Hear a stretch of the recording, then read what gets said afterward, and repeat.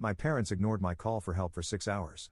When I got in, car crashed because they were busy with my golden child sister. Years later, she dumped them, and now they are begging for my help. Karma hit them hard. Hey, Reddit. I'm not really sure where to start with this. Writing this feels weird because it's bringing up a lot of stuff I've tried to move past, but I feel like I need to tell someone about it. Maybe writing it all out will help me process things better. So, a little background first. I'm 24 now, but this story starts when I was 17. Growing up, I used to think my parents were awesome, like the kind of parents who made you feel supported and cared for no matter what. They were attentive, always involved in school events, and made sure I had everything I needed. But there was always this thing about them. My older sister, Amanda, was clearly their favorite. I didn't want to believe it at first, but it was impossible to ignore. Amanda was their golden child. If Amanda needed something, she got it. If Amanda wanted something, they bent over backward to make it happen. It wasn't like they were mean to me or ignored me outright. It's just that everything was about Amanda. I never really resented her for it, at least not when I was younger. I just accepted that this was the way things were. But as I got older, the favoritism became harder to ignore, and it started to affect how I felt about my place in the family. Anyway, when I turned 17, I got my first real job. I was working as a server at a restaurant near my house, and I was proud of myself for finally having some independence. The shifts were late. Most nights, I didn't get off until 1 a.m., but I didn't mind. I liked the work, and the tips were good. Here's where things start to go south. My parents had this rule about their phones. Every night from 10 p.m. to 7 a.m., their phones went on Do Not Disturb. They always said it was because they needed their rest and didn't want to be interrupted. We work hard all day, they'd say. We deserve some uninterrupted sleep. At first, it didn't bother me much. I mean, it's their phone, their rules, right? But after I started working late shifts, I asked them to at least make an exception for me. I told them, what if something happens? What if I need you? Their response, nothing's going to happen. You're responsible enough to take care of yourself. And besides, your grandparents are always awake late if you really need someone. I let it go, but it never really sat right with me. What kind of parents would rather pass responsibility to someone else than be available for their own kid? Then came the night that changed everything.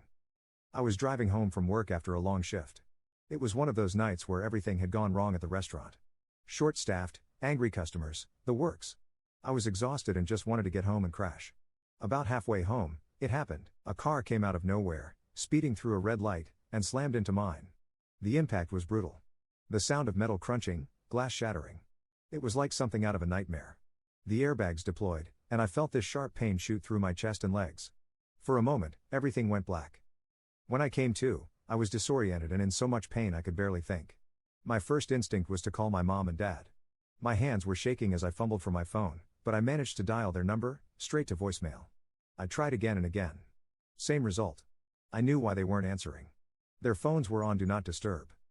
But in that moment, knowing they weren't there for me, knowing they'd chosen their sleep over being reachable for their kid, something inside me broke. Desperate, I started calling other family members. Most didn't pick up because it was the middle of the night. But finally, I got through to my grandparents. They didn't even hesitate. As soon as I told them what happened, they said, "We're on our way," and hung up. The ambulance arrived shortly after, and I was rushed to the hospital. The next few hours were a blur of doctors, pain, and fear. My injuries were worse than I'd realized. I had several fractures and internal bleeding that required immediate surgery. By the time my grandparents arrived, I was already being prepped for the operating room. Seeing their faces brought me a small sense of relief. At least someone was there for me. But my mom and dad? They didn't even know I was in the hospital until the next morning. When they finally turned their phones back on at 7 a.m., they called me in a panic. "What happened? Are you okay?" I told them everything, that I'd been in a car accident, that I'd been rushed to the hospital, and that I'd already had surgery. Their response? "We're so sorry. We had no idea." I was angry, but I tried to stay calm. "Why didn't you come to the hospital last night?" I asked. That's when they told me the real reason. Amanda had a rough night, and we didn't want to leave her alone. You know how she gets. I couldn't believe what I was hearing. My parents had chosen to stay home with Amanda because she didn't like being left alone while I was lying in a hospital bed scared and in pain. To be honest, I don't remember much about the rest of that day. I was still groggy from the surgery and overwhelmed by everything that had happened. But one thing was clear, my parents had let me down in the worst way possible. That night, as I lay in my hospital bed, I started to rethink everything I thought I knew about my family. My parents weren't the amazing, supportive people I'd always believed them to be. They were people who put their own comfort and Amanda's above their responsibility to me. It was a hard pill to swallow, but it was just the beginning of a long journey that would change my relationship with them forever. After the accident, I thought things might get better between me and my parents.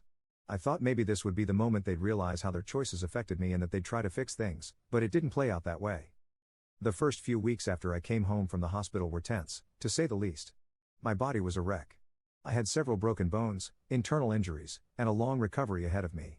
Physical therapy became a regular part of my life, and the doctors told me I'd likely have lasting limitations because of the accident. It was overwhelming, both physically and emotionally. My grandparents were there for me every step of the way. They drove me to my doctor's appointments, helped me with therapy, and made sure I had everything I needed. They didn't complain or make excuses. They just showed up. My parents, on the other hand, didn't seem to grasp how much their absence during the accident had hurt me. They offered to help, of course. They said all the right things. Let us take you to therapy. We can handle your groceries. We'll do anything to make it up to you. But I didn't want their help.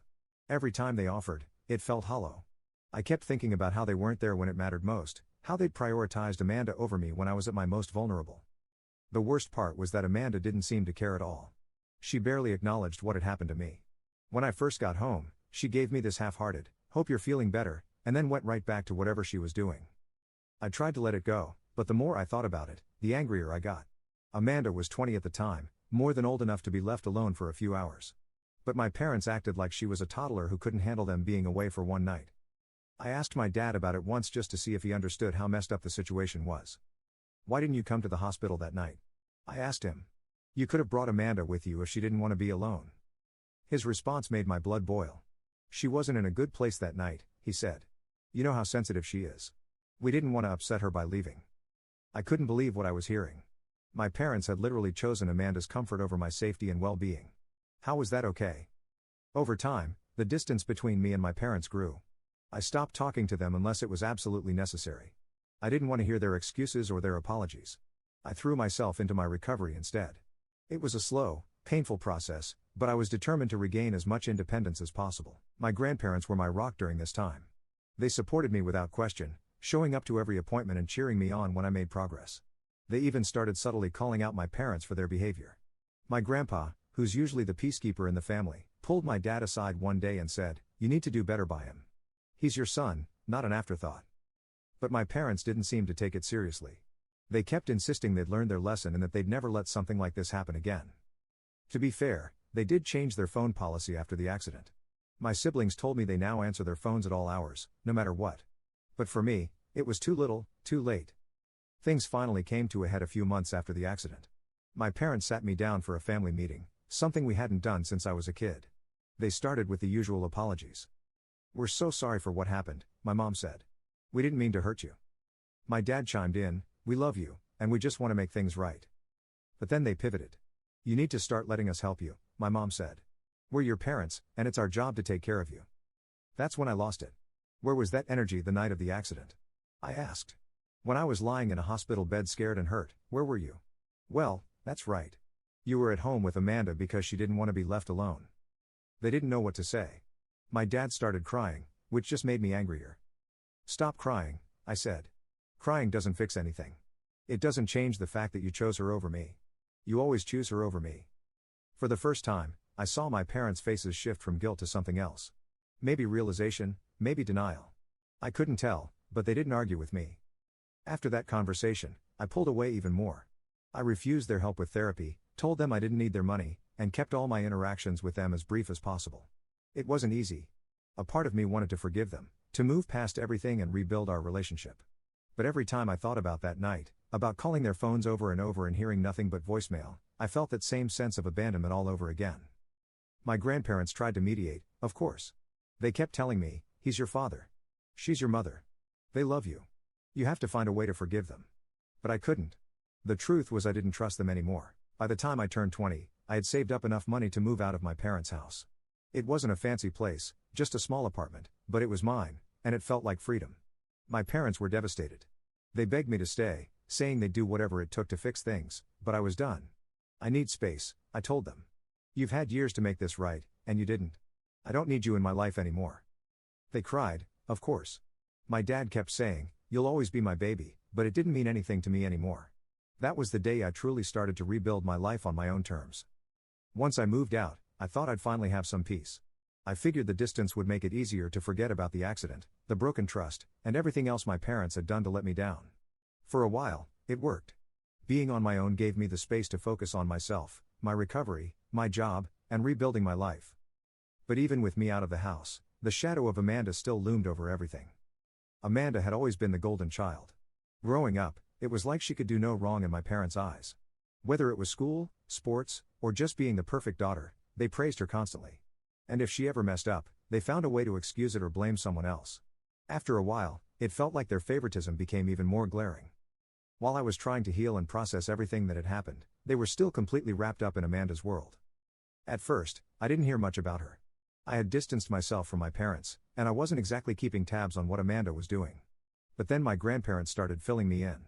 "Your parents are so focused on Amanda," my grandpa said one day. "They're always worried about her." I asked him what he meant, and he sighed. "She's going through a lot," he said vaguely. It turned out Amanda was having some issues with work. She'd bounced between a few different jobs, none of which seemed to stick.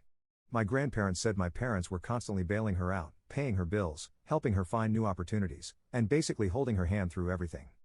It was frustrating to hear, but it wasn't surprising. This was classic Amanda. She always relied on our parents to fix her problems, and they were more than happy to oblige. What really pushed me over the edge, though, was when I found out about the lengths my parents had gone to protect her during the night of my accident.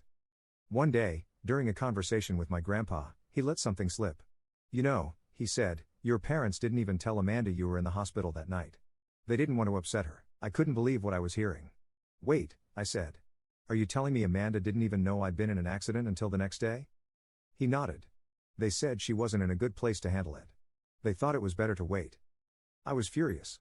Not only had my parents chosen to stay home with Amanda instead of coming to the hospital, but they hadn't even bothered to tell her what was going on. They'd shielded her from the whole situation as if her feelings were more important than my life.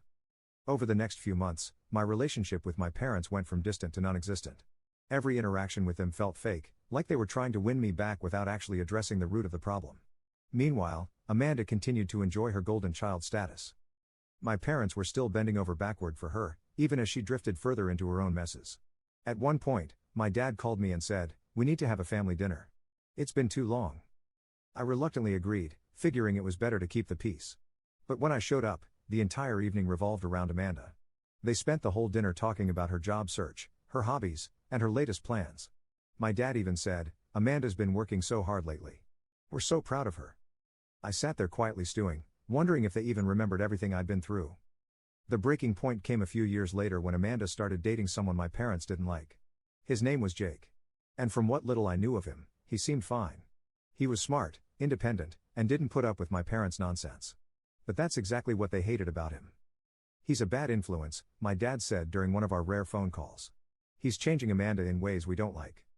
"Maybe she needs to change," I replied. That didn't go over well. My parents spent months trying to sabotage Amanda's relationship with Jake. They accused him of being controlling, manipulative, and even claimed he was trying to isolate her from the family. The irony wasn't lost on me. My parents had spent my entire life isolating me in favor of Amanda, and now they were upset because someone else was pulling her away from them. Eventually, Amanda had enough. She moved out, cut off most contact with our parents, and started building a life with Jake. It was surreal to watch. For so long, I'd been the black sheep of the family, the one who was difficult and ungrateful for pulling away. But now Amanda, their golden child, was doing the same thing. My grandparents called me one day and said, "Your parents don't know what to do. They're heartbroken over Amanda." "Maybe they should have thought about that before trying to control her life," I said. Now with Amanda gone, my parents have turned their attention back to me. They've been calling more often, leaving voicemails about how much they miss me and how they want to repair our relationship. They've even started sending me gifts, things they never bothered to do when I was living under their roof. It's clear they're trying to fill the void Amanda left behind, but I'm not interested. My grandparents have asked me to give them another chance. They've learned from their mistakes, they said. They're trying to make things right. But I don't believe that. My parents haven't changed. They're just desperate now that their golden daughter has moved on. If there's one thing I've learned through all of this, it's that some relationships aren't worth saving. My parents made their choices, and I've made mine. After Amanda distanced herself from my parents, I knew it was only a matter of time before they turned their attention back to me. At first, I thought maybe they'd leave me alone. I'd made it pretty clear over the years that I wasn't interested in rekindling our relationship, and I assumed they'd respect that. I was wrong. It started small, texts here and there, asking how I was doing or if I wanted to grab lunch. I ignored most of them, but they didn't stop. Then came the phone calls. My dad would leave voicemails saying things like, "We miss you, son. Can we talk?" Or, "Your mom and I have been thinking about you a lot lately. Please call us back." I didn't respond. Then they escalated their efforts. They started showing up unannounced at my apartment. The first time it happened, I opened the door and saw both of them standing there, looking nervous but determined. "We just want to talk," my dad said. I stepped outside, closing the door behind me. I wasn't about to let them into my space. "What do you want?" I asked, keeping my tone as neutral as possible. "We miss you," my mom said. "We know we've made mistakes, but we want to fix things. Can we start over?" I stared at them, trying to process what they were saying. Start over? How do you start over with people who've spent your entire life prioritizing someone else? You can't just show up here and expect everything to be fine, I said. It doesn't work like that. My dad started crying, which wasn't surprising. He always cried when things didn't go his way. "We just want to be a family again," he said through his tears. I shook my head. "You made your choices a long time ago. I've moved on." They didn't have much to say after that. They left, but I could tell it wasn't the end of it. My grandparents got involved next. They called me one afternoon and said, "Your parents are trying so hard to make things right. Can't you just give them another chance?" I sighed, trying to keep my frustration in check. "They're only trying because Amanda isn't around anymore," I said. "If she hadn't left, they wouldn't care about me." "That's not true," my grandpa said. "They've always cared about you. They just made mistakes." "Mistakes?" I repeated. "Grandpa, they abandoned me when I needed them the most. They've spent my entire life catering to Amanda while treating me like an afterthought. That's not a mistake. It's a pattern." He didn't have an answer for that. The gifts started coming next. Random packages would show up at my door: clothes, books, gift cards. Once, they even sent me a care package with my favorite snacks and a handwritten note that said, "We love you and hope you're doing well." It was strange. My parents had never been the kind of people to show affection through gifts, so this felt forced, like they were trying to buy my forgiveness. I didn't know what to do with the stuff. Part of me wanted to throw it all away, but another part of me felt guilty. I ended up donating most of it, just to get it out of my apartment. The turning point came when they showed up at my grandparents' house during one of my visits. I'd been having dinner with my grandparents, enjoying the peacefulness of being around people who actually cared about me when the doorbell rang. My grandpa went to answer it, and I heard my dad's voice. "Is he here? You need to talk to him." My grandpa hesitated, but my grandma told him to let them in. I froze as they walked into the dining room. My mom looked uncomfortable, and my dad had that overly apologetic expression he always used when he wanted something. "Can we talk?" he asked, looking at me. I put my fork down and leaned back in my chair. "Talk about what?" "About us," he said. "We want to fix things. We want you back in our lives." I glanced at my grandparents, who were watching the scene unfold in silence. I could tell they wanted me to hear my parents out, but I wasn't sure I had it in me. "Why now?" I asked. "Why is it so important to you all of a sudden?" "Because we love you," my mom said. "We always have, and we realize now that we've made mistakes." There it was again, mistakes. They always used that word to downplay what they'd done, as if abandoning me during one of the scariest moments of my life was just a little slip-up. "It's not about mistakes," I said. "It's about trust. And I don't trust you anymore." My dad started crying again. "We've changed," he said. "We know we weren't there for you, but we're trying to be better." "Why didn't you try to be better when I was 17? I asked. "Why did it take Amanda leaving for you to care about me?" They didn't have an answer for that. After they left, my grandparents tried to convince me to give them another chance. "They're trying so hard," my grandma said. "Don't you think they deserve some grace?" "Why should I give them grace when they've never given me any?" I replied. "They've spent my entire life putting Amanda first. They're only coming to me now because she's gone. I'm not a replacement for her." My grandpa nodded thoughtfully but didn't say anything. I could tell he understood where I was coming from, even if he didn't agree with me. Since that night, I've been even more firm about my boundaries. My parents still reach out occasionally, but I rarely respond. I've made my decision, and I'm sticking to it. They want me back in their lives, but they don't want to do the real work it would take to repair our relationship. They just want things to go back to the way they were, where I accepted whatever scraps of attention they were willing to give me. I'm not interested in that. Over the years, my parents' efforts to bring me back into their lives haven't let up. At first, it was occasional texts, phone calls, and gifts. Then it turned into more desperate gestures, like showing up unannounced or trying to guilt me through my grandparents. At this point, I've accepted that they're never going to stop trying. But I've also accepted something else. I'm not going to let them back in. I know that sounds cold, and maybe it is, but I've spent too much of my life being second place in my own family. I've built a life for myself that's stable, peaceful, and free of their emotional manipulation. Letting them back in would mean opening myself up to the same hurt all over again, and I'm just not willing to do that. The latest chapter in their campaign to reconnect happened a few weeks ago. My dad sent me a long emotional email. He talked about how much they missed me, how they regretted the way they treated me, and how they wanted to start fresh. He wrote things like, "We've learned from our mistakes, and family is too important to let these misunderstandings come between us."